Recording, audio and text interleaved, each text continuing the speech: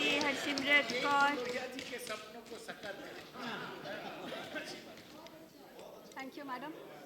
On this International Women's Day, may I congratulate you and congratulate that huge population of our country, which makes up half the population of this nation.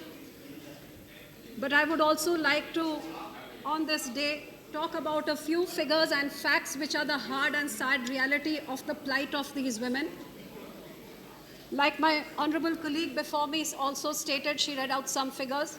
I too would like to reiterate those figures that we live in a country where every 12 minutes, some woman in some corner is assaulted, molested.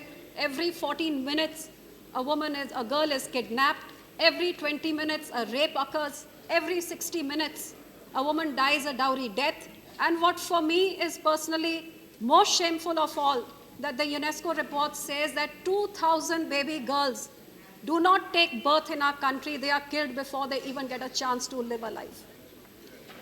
In this scenario where if we look at the convictions of sex determination, which is less than 1%, we look at convictions in the courts, be it of murder, rape, assault, molestation, which is less than 23%, 25% at the maximum, where 75% of the victims the perpetrators of these crimes go scot-free. There is no fear of the law. There is no fear of doing things to women. And that is the reason why the safety and the security of our women is something that this House needs to be really concerned about. I would also like to state that we live in a nation where 58% of our women are still malnourished.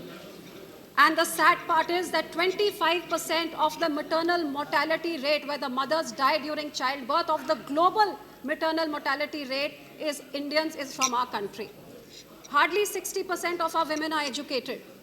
In this scenario, ma'am, when our government puts aside barely 1,000 crore to improve the situation and to improve this drastic need that is to be done for the status of these women, I think it is too little and too late. And I also feel that if it takes an International Women's Day to talk about all these things, I would appeal to you, madam, as a woman, that at least, like I had requested earlier, in every session, put aside 2 days where specific women issues need to be addressed, madam, because this one day and this little amount that our government puts aside does not reflect the determination or the strong resolve that is required if we don't want to leave it at mere words.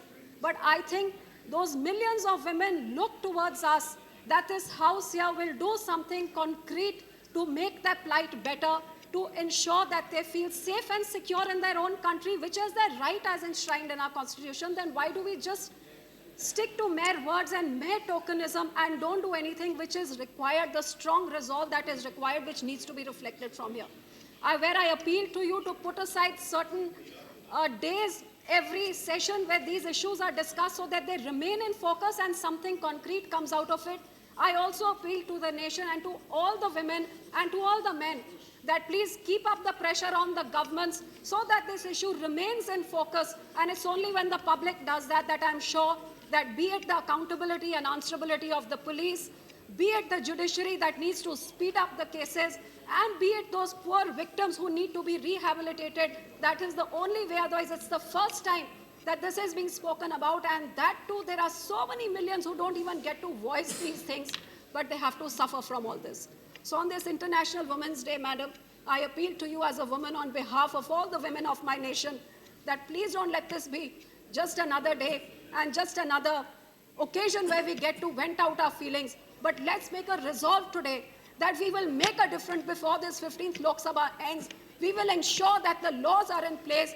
We will ensure that on the ground, that woman who just looks for a safe and secure environment, she gets justice and she gets that secure and safe environment that she's entitled to. Thank you so much.